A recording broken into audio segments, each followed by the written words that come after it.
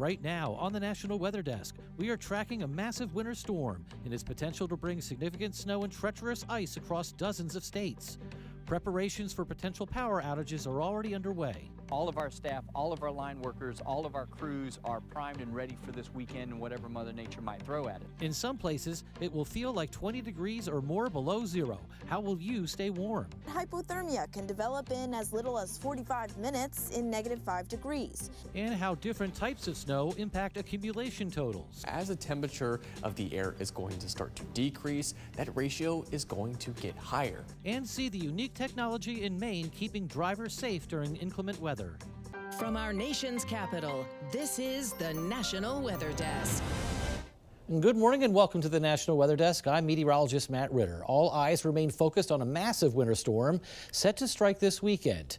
It's expected to bring snow and ice from the southern plains all the way to the east coast. But first, it's snowing right now in Detroit, Michigan, and other areas around the Great Lakes. This blast of snow is expected to drop anywhere from a few inches to more than a foot from the northern plains to New England through tomorrow. That's when the jet stream will plunge, bringing Arctic cold and wind chills plummeting to 20 below or colder. Northern Minnesota could feel like 55 degrees below zero tonight. And that cold air will meet up with an upper-level disturbance coming in from the west, supplying the ingredients to produce that major winter storm we mentioned. It starts Friday night around Oklahoma and Kansas, spreading east on Saturday and Sunday. As many as 30 states will be impacted by significant ice and snow. Sleet and freezing rain will quickly turn to dangerous ice from Texas to the Carolinas.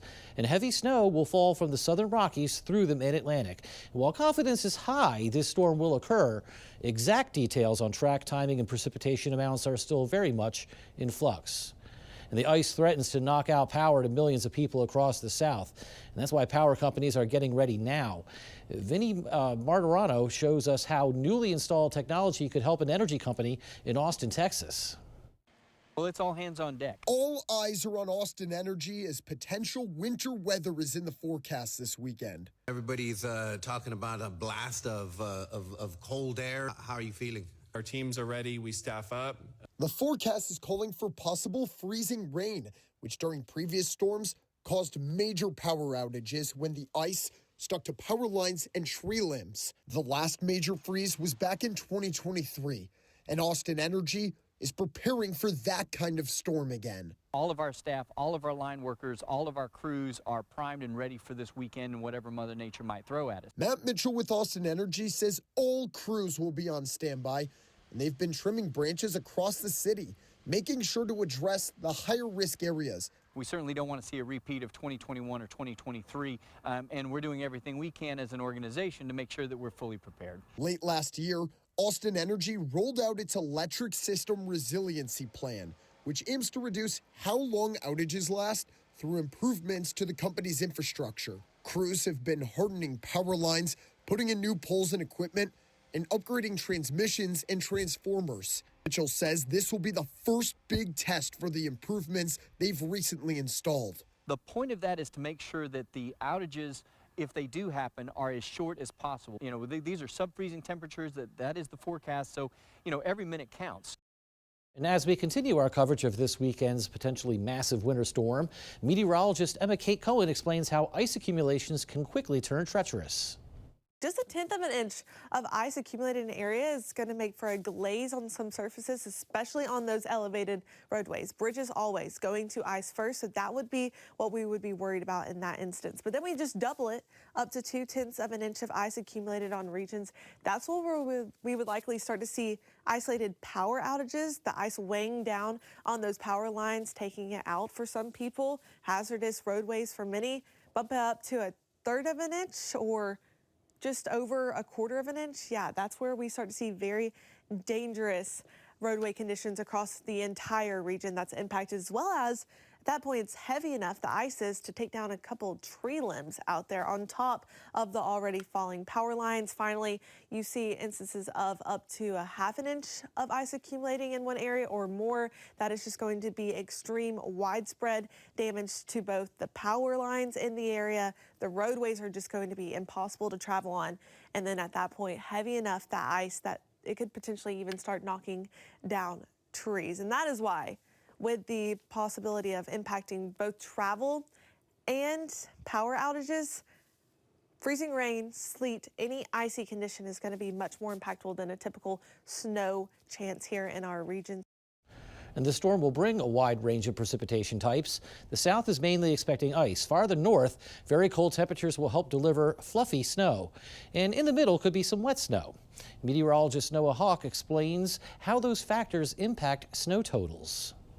Have you ever heard of the term wet snow? Or have you ever wondered how we get potential snow totals? Well, these things are going to come down to something known as the snow to liquid ratio, and or SLR for short. And this is going to be a prediction of what about 1 inch of water will equate to when it comes to snow. And you'll start to notice though, as the temperature of the air is going to start to decrease, that ratio is going to get higher. But why is that? Well, let's take a very cold day, for example, that last one showing right around 18 degrees. When the atmosphere is a lot colder than just 32, right at that freezing mark, the snowflakes tend to be smaller, so they require less water in order to make them. So that means the atmosphere has more water available to then make other snowflakes, allowing that ratio to be much higher. But that snow tends to be a lot more fine. But let's say that the temperature is right about freezing, right at 32. The snowflakes tend to be a lot larger, so that means they're going to require more water in order to make it that snowflake, which means the atmosphere is going to have less water to give around to make more snowflakes, therefore meaning the ratio is going to be lower. And pro tip, if you're ever wanting to be in a snowball fight, you're definitely going to want to have more of the lower ratios because that allows those snowflakes to be a lot bigger. And if it's close to right around freezing, it can allow for more of that wet snow, which comes from some of the ice crystals within the snowflake melting, allowing that snow to be a lot more easy to compact into those snowballs. And we all know the importance of hats, gloves, and scarves to keep us warm in the cold. But as Maxine Rose shows us, there's other things you can do to weather the cold. I think that the cold is painful and annoying. Yeah, the truth hurts. You might already know that at 0 degrees or below, it takes about 30 minutes for exposed skin to get frostbite. Or that hypothermia can develop in as little as 45 minutes in -5 degrees. But did you know that, like the summer, the cold can, within minutes, stimulate your kidneys, causing dehydration? Oh, that's concerning. But no, I'm actually walking to go get water right now, so. Cold actually causes a diuresis, which means it makes you more likely to lose water. It stimulates the kidneys to lose water. Drink something that has some electrolytes, whether it's Gatorade or, a juice, anything with a little calories, a little sugar, some electrolytes. That's why we drink hot cocoa, right? It's got a little sugar, plus it's warm and tastes great. Okay, so tell me this. What part of your body feels the cold first? I'd say maybe my nose, my lips, my fingers, and my toes are just the first things I really feel. When you're out in the cold, probably the first thing you feel, especially if you're not dressed properly, is, your risk for frostbite. Obviously the things that are your fingers and your toes more commonly, or any exposed parts on your body, are going to start to feel cold. And when they start to burn, that's kind of the indication, burn or tingle, that they're really getting past just cold. And then also if you have any joint stuff, sometimes if you spend a lot of time in the cold, your body can feel it pretty aggressively the next day. What helps more, breathing through your mouth or through your nose? The nose warms the air as you inhale it, as opposed to breathing through your mouth. I definitely have heard that. Okay, that makes sense. I'll try that. Feel prepared for temps in the single digits now? I'm a little bracing for it. Now check this out. This pod of American white pelicans was spotted just north of Tulsa, Oklahoma. Most of the birds usually just stop here on their way south to the Gulf Coast, but now many are wintering in the state, where they find abundant food in the Arkansas River as well as some local lakes.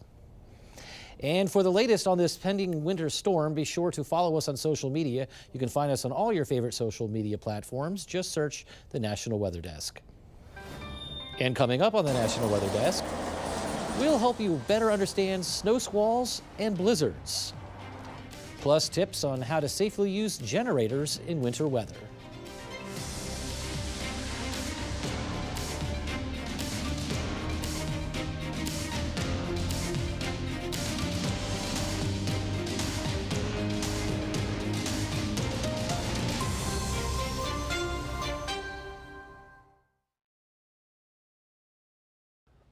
I'm meteorologist Charlie Lopresti with a look at the Northeast. It's another chilly day in the Northeast with most towns topping out in the 20s and low 30s. It's certainly a cold start to the day.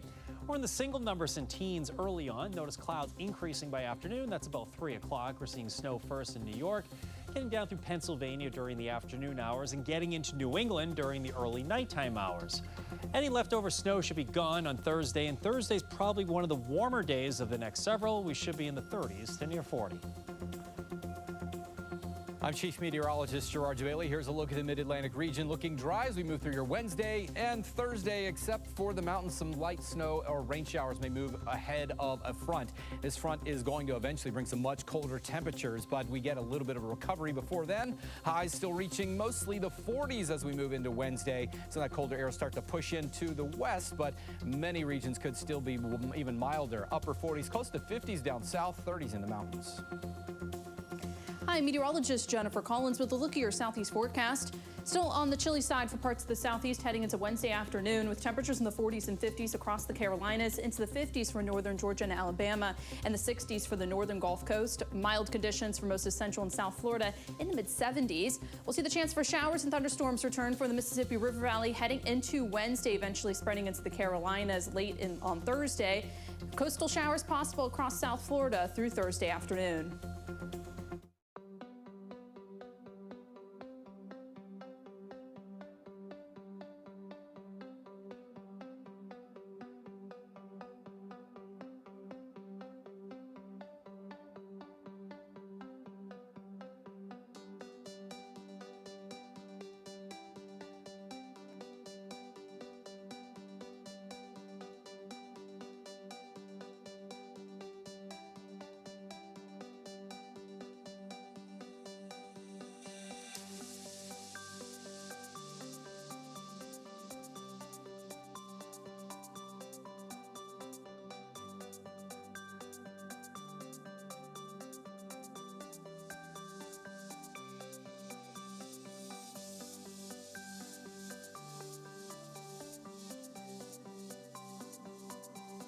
Weather Window, presented by the National Weather Desk. Cold is the key word for this week. Temperatures plunging enough to stop 2 different waterfalls in their tracks outside Green Bay on Tuesday. And ice crystals in the atmosphere refracting sunlight made these sundogs possible in Wisconsin and in Michigan. Now to additional views of this week's stunning northern lights. For more content like this, like the National Weather Desk on Facebook. Well, driving in a snowstorm can be difficult enough. When you add blowing wind and heavily reduced visibility to the mix, conditions can become downright dangerous. Some parts of the country can experience blizzards and snow squalls. Montana meteorologist Mitchell Coombs explains the differences between these two types of winter storms. Blizzards and snow squalls. What criteria makes these two winter storms different? Starting off with blizzards. They're defined by the National Weather Service when there is blowing and/or falling snow with winds of at least 35 miles per hour, reducing visibility for at least 3 hours. We can still see blizzard conditions even if it is not snowing outside, but the wind is continuing to blow the snow around, reducing visibility. This is known as a ground blizzard. Snow squalls, on the other hand, are fast-moving, narrow lines of heavy snow and strong wind. From clear conditions to a sudden onset of intense wind and snow, you could even experience whiteout conditions with rapidly deteriorating road conditions. There's often a flash freeze component with snow squalls on impacted roads. They are typically short-duration events lasting about 30 to 60 minutes. The first known use of the term snow squall was back in 1775. However, it was not until 2018 that the National Weather Service designated the use of a snow squall warning to address these short-term, life-threatening conditions. These are more akin to a tornado or severe thunderstorm warning. Whether you are under a blizzard warning or a snow squall warning, both are dangerous to travel in as they could lead to high-speed accidents and large pileups. Travel is highly discouraged during both of these winter storms, so stay off the roads if a warning has been issued. If you were already driving when the warning is issued, put on your hazard lights and find a spot to pull off the road. Keep in mind, it takes much longer to stop a vehicle on snowy and icy roads. You may be driving toward a pileup and can't stop in time. Use this example. A car traveling at 40 miles per hour will stop on a dry road in about 80 feet. More than double that distance for a snowy road and increase it by nearly 5 times the distance for snow and ice. In Maine, a unique technology is being used to help keep drivers safe while driving in inclement weather. Meteorologist Ryan Munn has that story. The Maine Turnpike Authority has 4 underground weather sensors that have been installed, with one that was just recently put in this week. We'll go to the site, close the lane off, drill a hole in the ground, and we'll simply slip the sensor down in it, epoxy it in place, and then activate the sensor so it'll start transmitting data. Here's a look at the ground cast sensor, and once it's installed, it'll feed back very important information. I use the information to kind of see what's going on as far as the road conditions in the particular spots we have sensors, and then I'll usually go on the road and actually physically check it myself to see if it's expanded into other areas beyond there as well. These sensors measure temperatures at 3 different levels: at the bottom, about 4 inches below the surface, and at the surface itself. Back at the Kennebunk facility is where they see all of the incoming data, which helps them determine how and where to deploy their plows and salt. We take monthly inventory levels of our salt and usage, and also what we have left in stock so we can replenish if we need to. And again, we use our weather system to tell us how much to apply on the road for different conditions. MTA project manager Brian Taddeo says they have about 2,000 tons of salt in stock at the facility, along with 78 plow trucks. But even with all of this data and all these resources, there's one safety measure that tops them all. The most important thing we got to remember is during inclement weather, please slow down so to keep yourself safe and keep others around you safe. And when it comes to staying safe and warm in your home during winter weather events, a generator can play a crucial role. Betty Cross is in Austin, Texas with more. Portable power stations can be a safer way to weather the next winter emergency.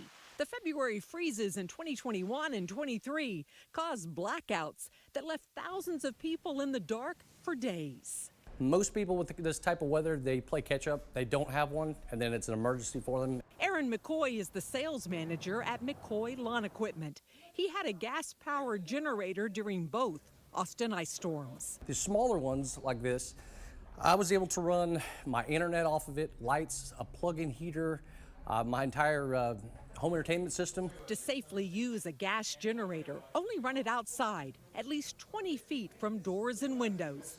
That's because the generators emit exhaust that can turn deadly when it builds up in enclosed spaces. And it will kill you and it will kill your family if you have it inside the house when you're running it. So it's extremely important to have it outside and run the cords to the inside of the house. McCoy also says never plug your generator into an outlet at your house.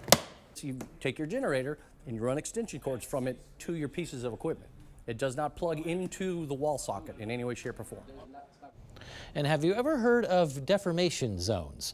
From our Charleston, West Virginia station, meteorologists Brandon Stover and Dante Ricky explain what they are and why they're very difficult to forecast. Sometimes our heaviest snows are difficult to forecast because it requires unique conditions in the atmosphere where the air stretches, and that often can lead to a deformation zone. Yeah, oftentimes you'll see this on the northwest side of a low pressure system, and it's essentially where air is kind of just being squeezed together, and that forces the air up. You know, it kind of forces the air up, and as air rises, it cools, it moistens, and that could produce widespread heavy snow. And you often have to have a strong contrast in temperature and moisture content. And often lake effect snows can be within these regions because you have very warm lake water and very cold air due to the direction of the wind blowing off of those lakes and into a corner of low pressure. And one December morning, that just so happened right here in West Virginia. In theory, 35-degree lake water with a wind blowing across the lake and then onto land. It doesn't have to be that strong. In fact, it can't be too strong because that will actually mix it up too much and you won't get the heavy snow. But if it's just slow enough, that allows for condensation and perfect conditions for snow showers to grow. And sometimes they can be intense with multiple inches of snow. Here's the real key points. That deformation zone requires a real sharp horizontal gradient in temperature and moisture, and often happens in the northwest corner of those low pressure systems. They're relatively skinny and they have very key differences in distribution. Yeah, and they're very difficult to forecast because they're so mesoscale or so small in nature, but where they do set up, they could persist for hours until that wind shifts you can have hours worth of heavy snowfall, and that can lead to extreme differences. One given spot could see several inches. You go 5 miles north, you go 5 miles south, and there's hardly anything on the ground. So it's a huge challenge for forecasters. Time now for a short break, but first we take in some views over Raleigh, North Carolina.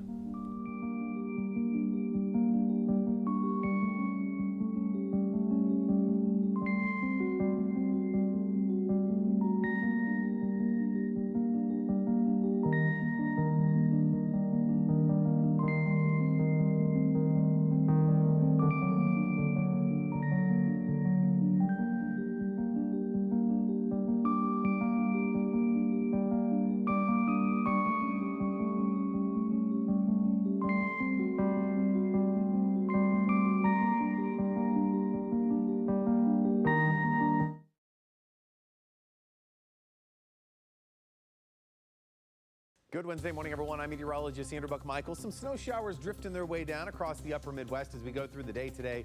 Got a little bit of rain-snow mix across the lower Ohio Valley today. And then tomorrow, a couple light snow showers, but a little bit lighter for most of us. Still kind of cold, only getting into the 40s there in Wichita tomorrow. Snow starts to develop as we head into your Friday, and we're looking at the potential for a pretty significant winter storm across the south heading into the weekend. Well, good Wednesday morning to you. I'm meteorologist Chris Succi. Looking at a forecast across the region. Let's jump ahead. Late Friday into Saturday night. Winter storm watch already in effect. Oklahoma, a little bit of Arkansas, North Texas into Louisiana. So that again is with the Arctic blast coming in and some winter weather just in time for the weekend. Your day today will have some rain chances, eastern portions of the region. Sunshine, not bad on the temperatures. And then Thursday, a mix of clouds and sun, and it is on the mild side. Well, hi there and a good Wednesday morning to everybody. I'm meteorologist Shannon O'Donnell. Out west, our dry streak goes on, for better or for worse. For worse in terms of snowpack, which is MIA in parts of the Rockies and back into the Cascades as well. Instead, freezing fog and poor air quality, big issues here in California and in the PNW. Air stagnation advisory still in place for eastern Oregon. And that's the scene from here.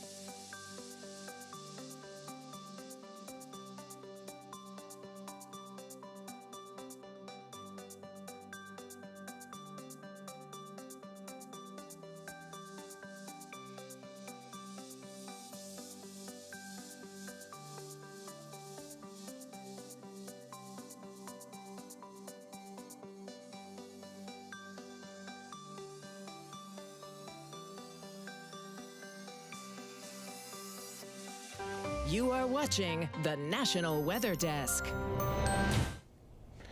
Winter is firmly in place, and if you live where it gets icy cold, meteorologist Julia Haley explains something you should remember, especially when the road appears wet. Bridges freeze first, meaning they lose heat faster than regular roads. Most roads are insulated by the ground underneath, while bridges are exposed to cold air above and also below the road's surface. That exposure allows heat to escape quickly, letting bridge decks reach freezing temperatures before nearby roads do.